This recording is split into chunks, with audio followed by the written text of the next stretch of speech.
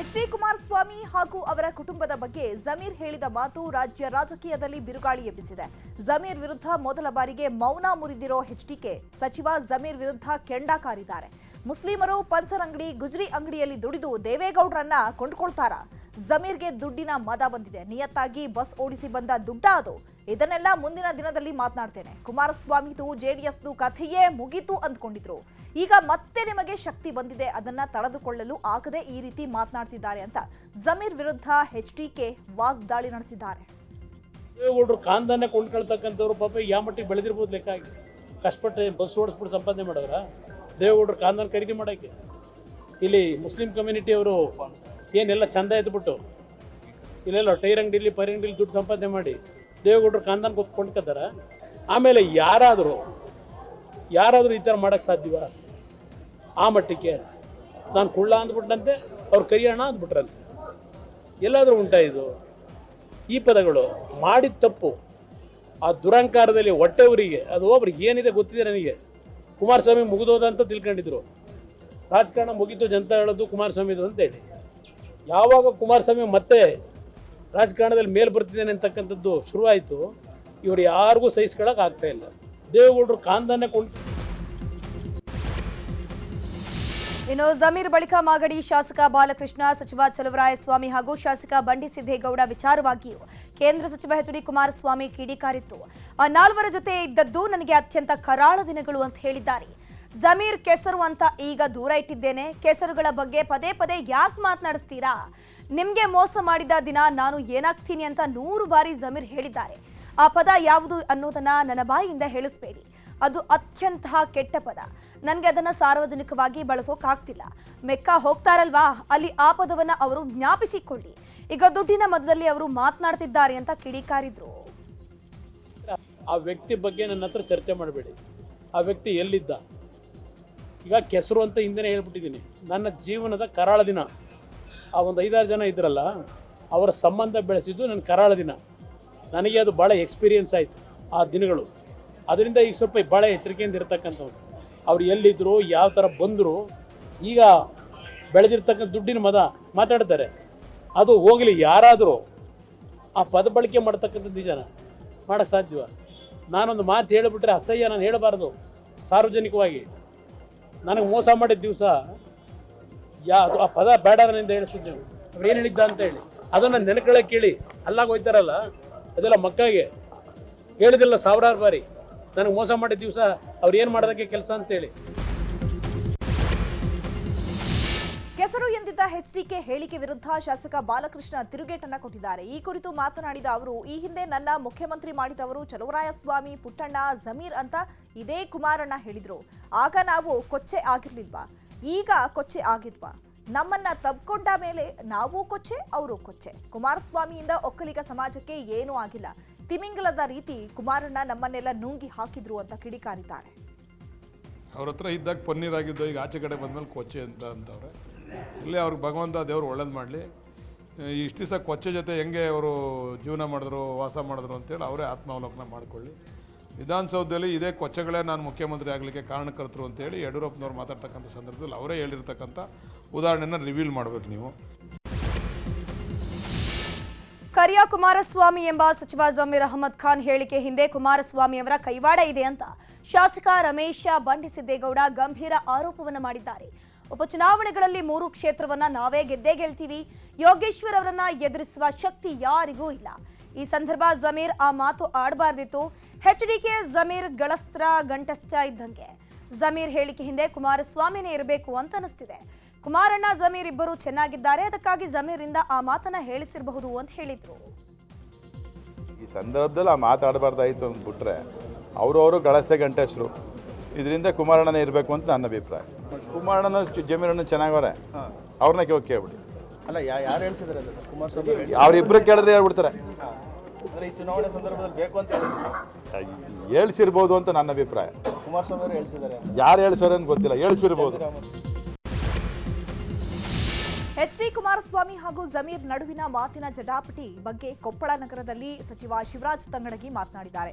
ಅವರಿಬ್ಬರು ಗೆಳೆಯರು, ಗೆಳೆತನದಲ್ಲಿ ಹೆಚ್ಚು ಕಡಿಮೆ ಮಾತನಾಡ್ತಾರೆ. ಇದರಲ್ಲಿ ಮಾತನಾಡೋದೇನೂ ಇಲ್ಲ ಅಂತ ಹೇಳಿದರು. ಏನಿಲ್ಲ, ಅವ್ರವ್ರ ಗೆಳೆಯರಿಬ್ಬರು ಗೆಳೆತನದೊಳಗೆ ಮಾತಾಡೋ ಹೊತ್ನಾಗ ಹೆಚ್ಚು ಕಡಿಮೆ ಆಗ್ತಾವೆ, ಅದು ಸಹಜ. ಇದು ಗೆಳೆತನಕ್ಕೂ ನಾವು ಮಾತಾಡೋದು ತಪ್ಪಾಗುತ್ತೆ, ಅವ್ರ ವೈಯಕ್ತಿಕ ವಿಚಾರ. ಏನಿಲ್ಲ, ಅವ್ರವ್ರ ಗೆಳೆಯರು ಇಬ್ಬರು ಗೆಳೆತನದೊಳಗೆ ಮಾತಾಡೋ ಹೊತ್ನಾಗ ಹೆಚ್ಚು ಕಡಿಮೆ ಆಗ್ತಾವೆ, ಅದು ಸಹಜ. ಇದು ಗೆಳೆತನಕ್ಕೂ ನಾವು ಮಾತಾಡೋದು ತಪ್ಪಾಗುತ್ತೆ, ಅವ್ರ ವೈಯಕ್ತಿಕ. ಈಗ ರಾಜಕೀಯ ವಲಯದಲ್ಲಿ ಏನಾಗ್ತದೆ ಅನ್ನೋದನ್ನ ನೋಡ್ತಾ ಹೋಗೋಣ. ಸೋಲಿನ ಭೀತಿ ಬಗ್ಗೆ ಮಾತನಾಡಿದ ಸಿಪಿ ಯೋಗೇಶ್ವರ್ ವಿಚಾರವಾಗಿ ಮಾಜಿ ಸಂಸದ ಡಿಕೆ ಸುರೇಶ್ ರಿಯಾಕ್ಷನ್ ಕೊಟ್ಟಿದ್ದಾರೆ. ಬೆಂಗಳೂರಿನಲ್ಲಿ ಮಾತನಾಡಿರುವಂತಹ ಡಿಕೆ ಸುರೇಶ್, ಯೋಗೇಶ್ವರ ಸೋಲೊಪ್ಪಿದ್ದಾರೆ ಅನ್ನೋದು ಸರಿಯಲ್ಲ, ತಂತ್ರಗಾರಿಕೆ ಬಹಳ ಮುಖ್ಯ. ನಮಗೆ ಆತ್ಮವಿಶ್ವಾಸ ಇದೆ, ನಮ್ಮ ಕಾರ್ಯಕರ್ತರು ಬೆಟ್ಟಿಂಗ್ ಕಟ್ಟಿಕೊಳ್ತಾರೆ, ಸ್ವಲ್ಪ ಅಳೆದು ತೂಗಿ ನೋಡೋಣ ಅಂತ ಹೇಳಿರಬಹುದು. ಚನ್ನಪಟ್ಟಣ ಫಲಿತಾಂಶ ಕಾಂಗ್ರೆಸ್ ಪರವಾಗಿರುತ್ತೆ ಅಂತ ಹೇಳಿದ್ದಾರೆ. ಚುನಾವಣೆಗಳನ್ನು ಮಾಡಿದ್ದಾರೆ. ಸೊ ಇವತ್ತು ಅವರ ಹೇಳಿಕೆ ಏನು ಕೊಟ್ಟಿದ್ದಾರೆ,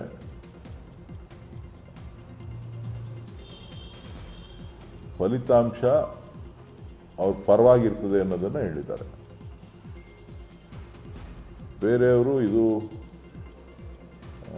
ಸೋಲೊಪ್ಪಿದ್ದಾರೆ ಅನ್ನತಕ್ಕಂಥ ಮಾತನ್ನು ಹೇಳ್ತಾರೆ.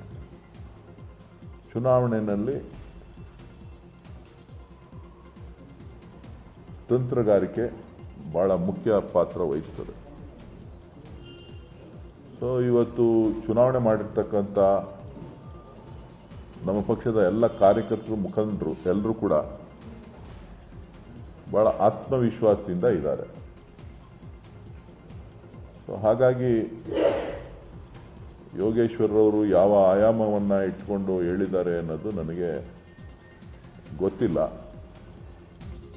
ಚನ್ನಪಟ್ಟಣದಲ್ಲಿ ಸೋಲಿನ ಬಗ್ಗೆ ಮಾತನಾಡಿದ್ದ ಯೋಗೇಶ್ವರ್, ಹಿಂದೆ ಬೆಟ್ಟಿಂಗ್ ಲೆಕ್ಕಾಚಾರ ಇದೆಯಾ ಎಂಬ ಚರ್ಚೆ ಶುರುವಾಗಿದೆ. ಬೆಟ್ಟಿಂಗ್ ಹೆಚ್ಚಾಗಲಿ ಅಂತ ಯೋಗೇಶ್ವರ್ ಈ ರೀತಿ ಮಾತನಾಡಿದ್ರ ಎಂಬ ತೆರೆಮರೆಯ ಚರ್ಚೆಗಳು ಶುರುವಾಗಿದೆ. ಕಳೆದ ಬಾರಿಯೂ ಕೂಡ ಇದೇ ರೀತಿಯ ತಂತ್ರವನ್ನ ಯೋಗೇಶ್ವರ್ ಅನುಸರಿಸಿದ್ರು. ಸದ್ಯ ಈಗಲೂ ಕೂಡ ಅದೇ ತಂತ್ರವನ್ನ ರೂಪಿಸಿದ್ದಾರಾ ಎಂಬ ಚರ್ಚೆ ಶುರುವಾಗಿದೆ. ಸಿಪಿ ಯೋಗೇಶ್ವರ್ ಹೇಳಿಕೆ ಬೆನ್ನಲ್ಲೇ ಕಾರ್ಯಕರ್ತರಲ್ಲೂ ಸೋಲಿನ ಭೀತಿ ಶುರುವಾಗಿದೆ. ಜಮೀರ್ ಅಹಮದ್ರನ್ನ ಪ್ರಚಾರಕ್ಕೆ ಕರೆಸಬಾರದಿತ್ತು ಎಂಬ ಚರ್ಚೆಗಳು ಜೋರಾಗಿ ನಡೀತಾ ಇದೆ. ಈ ಬಗ್ಗೆ ಸೋಷಿಯಲ್ ಮೀಡಿಯಾದಲ್ಲಿ ಕಾಂಗ್ರೆಸ್ ಕಾರ್ಯಕರ್ತರು ಜಮೀರ್ ಹಾಗೂ ಎಚ್ಡಿಕೆ ಒಟ್ಟಿಗೆ ಇರುವ ಹಳೆಯ ಫೋಟೋವೊಂದನ್ನ ಹಂಚಿಕೊಂಡಿದ್ದು ಆಕ್ರೋಶ ವ್ಯಕ್ತಪಡಿಸಿದ್ದಾರೆ. ನಿಖಿಲ್ ನನ್ನ ಮಗನಿದ್ದಂತೆ ಎಂದಾಗಲೇ ನಾವು ಅದನ್ನ ಅರ್ಥ ಮಾಡ್ಕೊಳ್ಬೇಕಿತ್ತು. ಅಷ್ಟೇ ಅಲ್ಲದೆ ಜಮೀರ್ರನ್ನ ಪ್ರಚಾರಕ್ಕೆ ಕರೆಸಿ ತಪ್ಪು ಮಾಡಿದ್ರು ಅಂತ ಕಾರ್ಯಕರ್ತರು ಸಚಿವ ಜಮೀರ್ ವಿರುದ್ಧ ಅಸಮಾಧಾನ ವ್ಯಕ್ತಪಡಿಸಿದ್ದಾರೆ. ಸೋಲಿನ ಭೀತಿ ಕುರಿತು ಸಿಪಿವೈ ಹೇಳಿಕೆಗೆ ಶಾಸಕ ಎಸ್ಟಿ ಸೋಮಶೇಖರ್ ರಿಯಾಕ್ಷನ್ ಕೊಟ್ಟಿದ್ದಾರೆ. ಬೆಂಗಳೂರಿನಲ್ಲಿ ಮಾತನಾಡುವಂತಹ ಅವರು, ಸಿಪಿವೈ ಒಬ್ಬ ಮಹಾನ್ ಕಲಾಕಾರ, ಕಲಾಪುರುಷ, ಯೋಗ ಪುರುಷ. ಚುನಾವಣೆ ಆದ್ಮೇಲೆ ಯಾಕೆ ಹೀಗೆ ಮಾತನಾಡ್ತಿದ್ದಾರೆ? ಇದರಲ್ಲೇನೋ ಟ್ರಿಕ್ಸ್ ಇರಬೇಕು. ವಾಸ್ತವಾಂಶ ಹೇಳಿದಂತೆ ಕಾಣ್ತಿದೆ. ಯಾಕೆ ಹೇಳಿದ್ರೋ ಗೊತ್ತಿಲ್ಲ. ಸಿಪಿವೈ 100% ಸೋಲುವ ಪ್ರಶ್ನೆಯೇ ಇಲ್ಲ. 23ರಂದು ಎಲ್ಲವೂ ಗೊತ್ತಾಗಲಿದೆ ಅಂತ ಸೋಮಶೇಖರ್ ಹೇಳಿದ್ರು. ಸಿಪಿ ಯೋಗೇಶ್ ಒಬ್ಬ ಕಲಾಕಾರ ಅಲ್ವಾ? ಕಲಾಕಾರ, ಕಲಾಪುರುಷ, ಯೋಗ ಪುರುಷ. ಚುನಾವಣೆ ಆಗೋದ್ಮೇಲೆ ಯಾತಕ್ಕೆ ಹಿಂಗೆ ಮಾತಾಡ್ತಾರೆ? ಅದರಲ್ಲಿ ಏನೋ ಟ್ರಿಕ್ಸ್ ಇರಬೇಕು. ನಾನು ಅವ್ರನ್ನ ಸರ್ಕಾರ ಬೀಳಿಸಲು ಕಾಂಗ್ರೆಸ್ ಶಾಸಕರಿಗೆ 50 ಕೋಟಿ ರೂಪಾಯಿ ಆಫರ್ ಕೊಟ್ಟಿದ್ದಾರೆ ಎಂಬ ಸಿಎಂ ಹೇಳಿಕೆಗೆ ರಾಜ್ಯಾಧ್ಯಕ್ಷ ವಿಜಯೇಂದ್ರ ತಿರುಗೇಟು ಕೊಟ್ಟಿದ್ದಾರೆ. ಈ ಬಗ್ಗೆ ಬೆಂಗಳೂರಿನಲ್ಲಿ ಮಾತನಾಡಿದ ಅವರು, ಸುಳ್ಳು ನಿಲ್ಲಿಸಿ, ಭ್ರಮೆಯಿಂದ ಹೊರಬನ್ನಿ. ನಿಮ್ಮನ್ನ ಸಿಎಂ ಸ್ಥಾನದಿಂದ ಕೆಳಗಿಳಿಸಲು ನಿಮ್ಮವರಿಂದಲೇ ಪ್ರಯತ್ನ ಆಗ್ತಾ ಇದೆ. ಈ ಬಗ್ಗೆ ನಿಮಗೂ ಗೊತ್ತು, ನಮಗೂ ಗೊತ್ತು. ಅದನ್ನ ಬಿಟ್ಟು ಬಿಜೆಪಿ ಮೇಲೆ ಗೂಬೆ ಕೂರಿಸಬೇಡಿ ಅಂತ ಕಿಡಿಕಾರಿದ್ದಾರೆ. ಇನ್ನು ಇದೇ ವಿಚಾರವಾಗಿ ಕೇಂದ್ರ ಸಚಿವ ಕುಮಾರಸ್ವಾಮಿ ಕೂಡ ರಿಯಾಕ್ಷನ್ ನೀಡಿದರು. ಕಾಂಗ್ರೆಸ್ ಪಕ್ಷದ ಶಾಸಕರಿಗೆ 50 ಕೋಟಿಯನ್ನು ಆಮಿಷವನ್ನು ನೀಡ್ತಾ ಇದ್ದಾರೆ ಭಾರತೀಯ ಜನತಾ ಪಾರ್ಟಿ. ಸರ್ಕಾರವನ್ನು ಅಸ್ಥಿರಗೊಳಿಸ್ತಕ್ಕಂಥ ಕೆಲಸ ಭಾರತೀಯ ಜನತಾ ಪಾರ್ಟಿ ಮಾಡ್ತಾ ಇದೆ ಅನ್ನುವ ಗಂಭೀರವಾಗಿರ್ತಕ್ಕಂಥ ಆರೋಪವನ್ನು ಸನ್ಮಾನ್ಯ ಸಿದ್ದರಾಮಯ್ಯನವರು ನಿನ್ನೆ ಹೇಳಿದ್ದಾರೆ. ತಮ್ಮ ಮುಖ್ಯಮಂತ್ರಿ ಕುರ್ಚಿ ಅಳ್ಳಾಡ್ತಿದೆ ಅಂಥೇಳಿ ಮನವರಿಕೆಯಾಗಿ ಕಾಂಗ್ರೆಸ್ಸಿನ ಒಳಗಡೆನೇ ಹೊತ್ತು 4-6 ಜನ ಕಾಂಗ್ರೆಸ್ಸಿನ ಹಿರಿಯ ಮುಖಂಡರು ಹೇಗಾದರೂ ಮಾಡಿ ಸಿದ್ದರಾಮಯ್ಯ ಅವ್ರನ್ನ ಮುಖ್ಯಮಂತ್ರಿ ಸ್ಥಾನದಿಂದ ಇಳಿಸಬೇಕು, ಸಾಕಪ್ಪ ಹೊರಗಡೆಯಿಂದ ಬಂದವರಿಗೆ ಒಂದು ಸಲ 5 ವರ್ಷ ಮುಖ್ಯಮಂತ್ರಿ ಆಗೋದಕ್ಕೆ ಅವಕಾಶ ಮಾಡಿಕೊಟ್ಟಿದ್ದೀವಿ, 2 ವರ್ಷ ಆಗಿದೆ, ಇಷ್ಟೆಲ್ಲ ಭ್ರಷ್ಟಾಚಾರದಲ್ಲಿ ಮುಳುಗಿ ಹರಿಯಾಣ ರಾಜ್ಯ ಕಾಂಗ್ರೆಸ್ ಪಕ್ಷ ಗೆದ್ದುಬಿಟ್ಟಿದ್ದೀವಿ ಅಂತೇಳಿ ಭ್ರಮೆನಲ್ಲಿದ್ದರು. 50ಕ್ಕೂ ಹೆಚ್ಚಿನ ಶಾಸಕರುಗಳಿಗೆ 50 ಕೋಟಿ ಇವತ್ತು ಆಫರ್ ಇತ್ತು ಅಂತಕ್ಕಂಥದ್ದು ಏನು ಹೇಳ್ತಾ ಇದ್ದಾರೆ. ಬಹುಶಃ ಹಲವಾರು ಶಾಸಕರು, ಚನ್ನಗಿರಿಯವರು, ಮಂಡ್ಯದವರು ಎಲ್ಲ ಒಂದು ವರ್ಷದಿಂದನೇ ಪಾರ್ಲಿಮೆಂಟ್ ಚುನಾವಣೆಗೆ ಮುಂಚೆನೇ ಅಟ್ಯಾಕ್ ಮಾಡೋದಾಗಿತ್ತು. ನಮಗೂ ಆಫರ್ ಇದೆ, ನಮಗೂ ಆಫರ್ ಇದೆ ಅಂತ. ಯಾರು ಅವರಿಗೆ ಆಫರ್ ಕೊಟ್ಟಿದ್ದು ಅಂತಕ್ಕಂಥದ್ದನ್ನ ಅವ್ರು ಯಾತಕ್ಕೆ ಮುಖ್ಯಮಂತ್ರಿಗಳ ಗಮನಕ್ಕೆ ತರಲಿಲ್ಲ? ಈಗ ಪಕ್ಕದ ಆಂಧ್ರ ಪ್ರದೇಶದಲ್ಲ, ತೆಲಂಗಾಣದಲ್ಲಿ ಅರೆಸ್ಟೇ ಮಾಡಲಿಲ್ವಾ? ಆ ರೀತಿಯ ಒಂದು ಘಟನೆ ಯಾರು ಮಾಡ್ಲಿಕ್ಕೆ ಹೋದಾಗ ಬಿಜೆಪಿ ರೆಬೆಲ್ ಟೀಮ್ ಇಂದು ಚಾಮುಂಡಿ ಬೆಟ್ಟಕ್ಕೆ ಭೇಟಿ ಕೊಟ್ಟು ಶಾಸಕ ಯತ್ನಾಳ್, ರಮೇಶ್ ಜಾರಕಿಹೊಳಿ, ಕುಮಾರ್ ಬಂಗಾರಪ್ಪ ದೇಗುಲಕ್ಕೆ ಭೇಟಿ ನೀಡಿ ತಾಯಿ ಚಾಮುಂಡೇಶ್ವರಿಗೆ ವಿಶೇಷ ಪೂಜೆಯನ್ನು ಸಲ್ಲಿಕೆ ಮಾಡಿದರು. ಬಳಿಕ ಮಾಧ್ಯಮಗಳಿಗೆ ಮಾತನಾಡಿದ ಶಾಸಕ ಯತ್ನಾಳ್, ನವೆಂಬರ್ 25ರಿಂದ ಡಿಸೆಂಬರ್ 25ರವರೆಗೆ ಬೀದರ್ನಿಂದ ಚಾಮರಾಜದವರೆಗೂ ವಕ್ಫ್ ಜಾಗೃತಿ ಜಾಥಾ ನಡೆಸಲಾಗುತ್ತೆ. ಹಿಂದೂಗಳ ಬಗ್ಗೆ ಕಾಳಜಿ ಇರುವವರೆಲ್ಲ ಈ ಜಾಥಾಕ್ಕೆ ಬರಬಹುದು. ಬಿಜೆಪಿ ರಾಜ್ಯಾಧ್ಯಕ್ಷರನ್ನ ಬನ್ನಿ ಅಂತ ಮಾಧ್ಯಮಗಳ ಮೂಲಕ ಕರೆಯುತ್ತೇವೆ.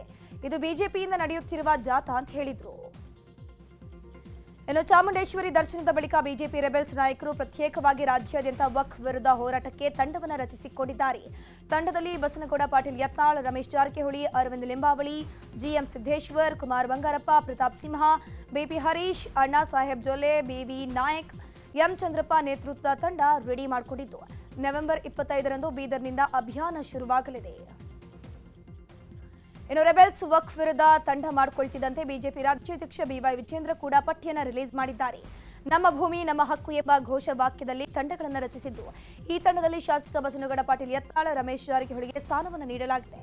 ವಿಜೇಂದ್ರ ಆರ್ ಅಶೋಕ್, ಛಲವಾದಿ ನಾರಾಯಣಸ್ವಾಮಿ ನೇತೃತ್ವದ ತಂಡ ಸಿದ್ಧಪಡಿಸಲಾಗಿದೆ. ರಾಜ್ಯದ ಸುದ್ದಿಗಳನ್ನು ನೋಡ್ತಾ ಹೋಗೋಣ. ವಕ್ಫ್ ಆಸ್ತಿ ವಿವಾದ ವಿಚಾರವಾಗಿ ಪೊಲೀಸರು ಹಾಗೂ ಸ್ಥಳೀಯರ ನಡುವೆ ಗಲಾಟೆ ಆಗಿರುವ ಘಟನೆ ಚಿಕ್ಕಬಳ್ಳಾಪುರದ ಚಿಂತಾಮಣಿ ತಾಲೂಕಿನ ತಿಮ್ಮಸಂದ್ರ ಗ್ರಾಮದ ಬಳಿ ನಡೆದಿದೆ. ತಿಮ್ಮಸಂದ್ರ ಗ್ರಾಮದ ಸರ್ವೆ ನಂಬರ್ 13/1, 13/2 ಮತ್ತು 20ರಲ್ಲಿ ವಕ್ಫ್ ಆಸ್ತಿ ಅಂತ ನಮೂದು ಮಾಡಲಾಗಿದೆ. ಆದರೆ ಇದೇ ಜಮೀನಿನಲ್ಲಿ 65 ವರ್ಷಗಳಿಂದ ರೈತರು ಉಳುಮೆ ಮಾಡ್ತಿದ್ದಾರಂತೆ. ಆದರೆ ಈಗ ಇದ್ದಕ್ಕಿದ್ದಂತೆ ವಕ್ಫ್ ಆಸ್ತಿ ಅಂತ ನಮೂದು ಮಾಡಿರುವುದಕ್ಕೆ ರೈತರು ಸಿಡಿದೆಂದಿದ್ದು ಜಾಮಿಯಾ ಮಸೀದಿ ಸಮಿತಿಯ ಸದಸ್ಯರ ವಿರುದ್ಧ ಆಕ್ರೋಶವನ್ನು ವ್ಯಕ್ತಪಡಿಸಿದ್ದಾರೆ. ಈ ವೇಳೆ ಮಧ್ಯಪ್ರವೇಶಿಸಿದ ಪೊಲೀಸರು ರೈತರು ಕ್ಲಾಸ್ ತೆಗೆದುಕೊಂಡಿದ್ದಾರೆ. ಪೊಲೀಸರಿಗೂ ಕೂಡ ಕಸ್ತೂರಿ ರಂಗನ ವರದಿಯನ್ನು ವಿರೋಧಿಸಿ ದಕ್ಷಿಣ ಕನ್ನಡ ಜಿಲ್ಲೆಯ ಗುಂಡ್ಯ ಬಳಿ ಹೆದ್ದಾರಿಯನ್ನು ತಡೆದು ಪ್ರತಿಭಟನೆ ಮಾಡಲಾಯಿತು. ಸುಳ್ಯ ಶಾಸಕಿ ಭಾಗೀರಥಿ ಮುರಳಯ್ಯ ನೇತೃತ್ವದಲ್ಲಿ ಹೆದ್ದಾರಿ ತಡೆದು ಪ್ರತಿಭಟನೆ ಮಾಡಲಾಗಿರುವಂಥದ್ದು. ಹೆದ್ದಾರಿ ತಡೆಯಿಂದ ಕಿಲೋಮೀಟರ್ ಗಟ್ಟಲೆ ಟ್ರಾಫಿಕ್ ಜಾಮ್ ಉಂಟಾಗಿ ವಾಹನ ಸವಾರರು ಪರದಾಡುವ ಪರಿಸ್ಥಿತಿ ನಿರ್ಮಾಣವಾಗಿತ್ತು. ಹಿಂದೂ ದೇವರ ಮೂರ್ತಿಯನ್ನ ದುಷ್ಕರ್ಮಿಯೊಬ್ಬ ವಿರೂಪಗೊಳಿಸಿರುವ ಘಟನೆ ಬೆಂಗಳೂರಿನ ಜೀವನ್ ಭೀಮಾನಗರ ಪೊಲೀಸ್ ಠಾಣಾ ವ್ಯಾಪ್ತಿಯಲ್ಲಿ ನಡೆದಿದೆ. ಇಲ್ಲಿನ ಲಕ್ಷ್ಮೀ ಭುವನೇಶ್ವರಿ ದೇವರ ವಿಗ್ರಹ ವಿರೂಪಗೊಳಿಸಿ ವಿಕೃತಿ ಮೆರೆದಿದ್ದಾನೆ. ಈ ದೃಶ್ಯ ಸಿಸಿಟಿವಿ ಕ್ಯಾಮೆರಾದಲ್ಲಿ ಸೆರೆಯಾಗಿದೆ. ಈ ಬಗ್ಗೆ ಭಕ್ತರು ಆಕ್ರೋಶವನ್ನ ವ್ಯಕ್ತಪಡಿಸಿದ್ದು ದುಷ್ಕರ್ಮಿಯನ್ನ ಬಂಧಿಸುವಂತೆ ಒತ್ತಾಯಿಸಿದ್ದಾರೆ. ಪುರುಷರಿಗೂ ಉಚಿತ ಪ್ರಯಾಣದ ಕುರಿತು ಡಿಸಿಎಂ ಡಿಕೆ ಶಿವಕುಮಾರ್ ಕೊಟ್ಟಿದ್ದ ಹೇಳಿಕೆಗೆ ಪ್ರತಿಕ್ರಿಯಿಸಿದ ಸಾರಿಗೆ ಸಚಿವ ರಾಮಲಿಂಗಾರೆಡ್ಡಿ, ಪುರುಷರಿಗೆ ಉಚಿತ ಪ್ರಯಾಣದ ಪ್ರಸ್ತಾವನೆ ಸದ್ಯಕ್ಕಿಲ್ಲ. ಶಕ್ತಿ ಯೋಜನೆ ಅಡಿಯಲ್ಲಿ ಸಾರಿಗೆ ಸಂಸ್ಥೆಗಳ ಬಸ್ಗಳಲ್ಲಿ ಮಹಿಳೆಯರಿಗೆ ಮಾತ್ರ ಉಚಿತ ಪ್ರಯಾಣಕ್ಕೆ ಅವಕಾಶವನ್ನು ಕೊಡಲಾಗಿದೆ. ಸಂವಾದವೊಂದರಲ್ಲಿ ಉಚಿತ ಪ್ರಯಾಣದ ಬಗ್ಗೆ ಡಿಕೆ ಶಿವಕುಮಾರ್ ಅವರು ಹೇಳಿದ್ದಾರೆ. ಅವರನ್ನ ಭೇಟಿ ಮಾಡಿದಾಗ ಈ ಕುರಿತು ವಿಚಾರಿಸ್ತೀನಿ ಅಂತ ಹೇಳಿದ್ರು. ಬೆಂಗಳೂರು ಗುಂಡಿಗಳು ಬೈಕ್ ಮಾತ್ರವಲ್ಲ, ಆಟೋಗಳಿಗೂ ಸೇಫ್ ಇಲ್ಲ ಎಂಬ ಸ್ಥಿತಿ ನಿರ್ಮಾಣವಾಗಿದೆ. ಮಾನ್ಯತಾ ಟೆಕ್ ಪಾರ್ಕ್ ಬಳಿ ಇರುವ ನಾಗವಾರ ಜಂಕ್ಷನ್ನಲ್ಲಿ ಬಿದ್ದಿರುವ ಗುಂಡಿಯಿಂದ ಆಟೋ ಬೈಕ್ಗಳು ಪಲ್ಟಿ ಹೊಡಿತಾ ಇದೆ. ಮೆಟ್ರೋ ಕಾಮಗಾರಿಯಿಂದ ಮುಖ್ಯ ರಸ್ತೆ ಬಂದ್ ಮಾಡಿರೋದ್ರಿಂದ ಎಲ್ಲಾ ವಾಹನಗಳು ಸರ್ವಿಸ್ ರಸ್ತೆಯಲ್ಲಿಯೇ ಹೋಗಬೇಕಾದ ಸ್ಥಿತಿ ಇದೆ. ಆದರೆ ಮಳೆ ಬಂದು ರಸ್ತೆ ಗುಂಡಿಮಯವಾಗಿದ್ದು ರಸ್ತೆಯಲ್ಲಿ ಸಾಗುವ ಆಟೋ ಹಾಗೂ ಬೈಕುಗಳು ಮಗುಚಿ ಬೀಳುತ್ತಾ ಇರುವಂತಹ ದೃಶ್ಯ ಸಿಸಿಟಿವಿಯಲ್ಲಿ ಸೆರೆಯಾಗಿದೆ.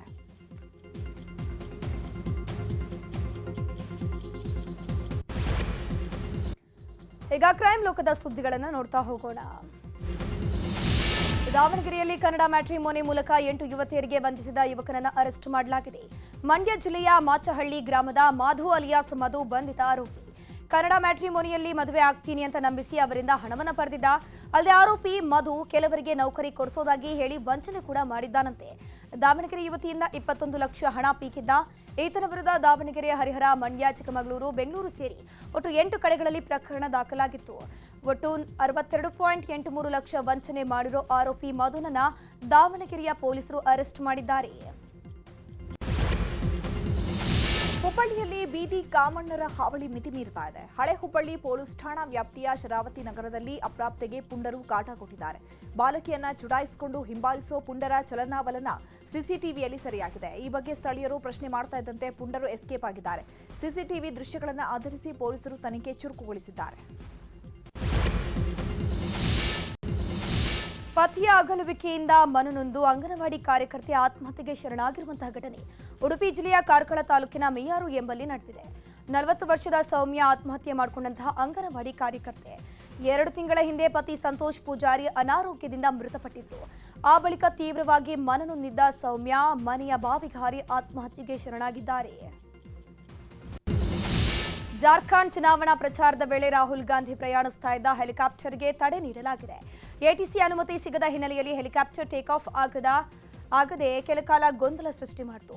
ಜಾರ್ಖಂಡ್ ವಿಧಾನಸಭೆ ಚುನಾವಣೆಯ ಅಂತಿಮ ಹಂತದ ಮತದಾನಕ್ಕೂ ಮುನ್ನ ರಾಜ್ಯದಲ್ಲಿ ರಾಹುಲ್ ಗಾಂಧಿ ಅವರ ಚುನಾವಣಾ ಪ್ರಚಾರದ ದಿಕ್ಕು ತಪ್ಪಿಸಲು ಉದ್ದೇಶಪೂರ್ವಕವಾಗಿ ಹೆಲಿಕಾಪ್ಟರ್ ತಡೆಯಲಾಗಿದೆ ಅಂತ ಕಾಂಗ್ರೆಸ್ ಆರೋಪವನ್ನು ಮಾಡಿತು. ದೆಹಲಿಯ ಶ್ರದ್ಧಾ ವಾಕರ್ ಹತ್ಯೆ ಪ್ರಕರಣದ ಆರೋಪಿ ಅಫ್ತಾಬ್ ಪೂನಾವಾಲಾ ಕೂಡ ಲಾರೆನ್ಸ್ ಬಿಷ್ಣೋಯ್ ಗ್ಯಾಂಗ್ನ ಟಾರ್ಗೆಟ್ ಲಿಸ್ಟ್ನಲ್ಲಿದ್ದಾನೆ ಎಂಬ ವಿಷಯ ಬಹಿರಂಗಗೊಂಡಿದೆ. 2022ರ ಮೇನಲ್ಲಿ ಶ್ರದ್ಧಾ ವಾಕರ್ನನ್ನ ಅಫ್ತಾಬ್ ಪೂನಾವಾಲಾ ಕೊಲೆ ಮಾಡಿ ತುಂಡು ತುಂಡಾಗಿ ಕತ್ತರಿಸಿ ನಗರದ ವಿವಿಧೆಡೆ ಬಿಸಾಡಿದ್ದ. ಇದೀಗ ಅಫ್ತಾಬ್ ಬಿಷ್ಣೋಯ್ ಗ್ಯಾಂಗ್ನ ನೆಕ್ಸ್ಟ್ ಟಾರ್ಗೆಟ್ ಅಂತ ಹೇಳಲಾಗ್ತಾ ಇದೆ. ಹೀಗಾಗಿ ತಿಹಾರ್ ಜೈಲಿನಲ್ಲಿರುವ ಅಫ್ತಾಬ್ ಪೂನಾವಾಲಾಗೆ ಭದ್ರತೆಯನ್ನು ಹೆಚ್ಚಿಸಲಾಗಿದೆ ಅಂತ ಹೇಳಲಾಗಿದೆ. ಗುಜರಾತ್ ಕರಾವಳಿ ಪ್ರದೇಶದಲ್ಲಿ 700 ಕೆಜಿ ಮಾದಕ ವಸ್ತುಗಳನ್ನು ವಶಪಡಿಸಿಕೊಂಡು 8 ಇರಾನ್ ಪ್ರಜೆಗಳನ್ನು ಅರೆಸ್ಟ್ ಮಾಡಲಾಗಿದೆ.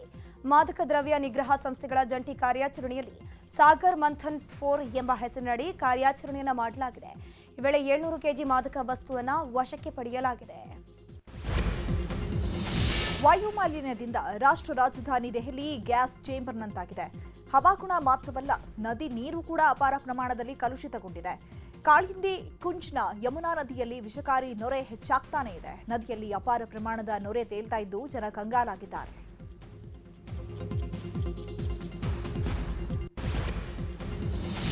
ಮಂಡಲ ಪೂಜೆ ಹಿನ್ನೆಲೆ ಶಬರಿಮಲೆ ಅಯ್ಯಪ್ಪ ಸ್ವಾಮಿ ದೇವಸ್ಥಾನ ಇವತ್ತು ತೆರೆದಿದ್ದು ಡಿಸೆಂಬರ್ 26ರ ತನಕ ದರ್ಶನಕ್ಕೆ ಅವಕಾಶವನ್ನು ನೀಡಲಾಗಿದೆ. ನಿತ್ಯ 70,000 ಜನರಿಗೆ ದರ್ಶನಕ್ಕೆ ಅವಕಾಶ ಮಾಡಿಕೊಡಲು ದೇಗುಲದ ಆಡಳಿತ ಮಂಡಳಿ ನಿರ್ಧರಿಸಿದ್ದು, ಒಂದು ವೇಳೆ ಜನಸಂದಣಿ ತೀರಾ ಹೆಚ್ಚಾದಲ್ಲಿ ಅರ್ಧ ಗಂಟೆ ಕಾಲ ದರ್ಶನದ ಸಮಯ ವಿಸ್ತರಿಸಲು ಚಿಂತಿಸಲಾಗಿದೆ.